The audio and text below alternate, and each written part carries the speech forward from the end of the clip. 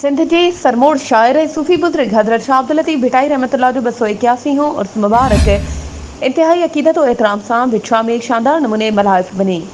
उर्स मुबारक जे टे ऐं आख़िरी ॾींहं ते माण्हुनि जो समुंड उथली पियो आहे। इन हवाले सां वधीक तफ़सील ॾेई रहियो आहे मटियारी मां CN न्यूज़ जो रिपोर्टर फिदा हुसैन सोलंकी। जी फिदा हुसैन, छा तफ़सील आहिनि?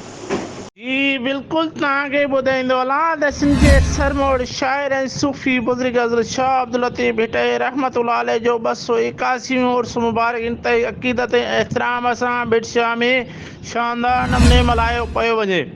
उर्स मुबारक जे टे ऐं आख़िरी ॾींहं ते माण्हुनि जो समुंड उथली पियो आहे। हर तरफ़ जीअल थी वजूं सदाऊं ॿुधण में अची रहियूं आहिनि।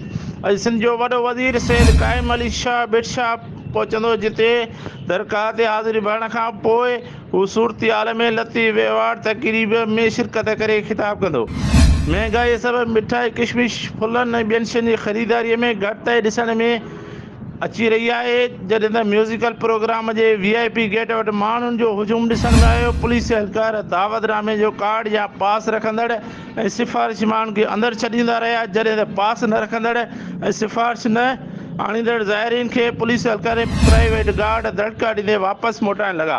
महिरबानी फिदा हुसैन तफ़सीलनि खां आगाह करण जे लाइ।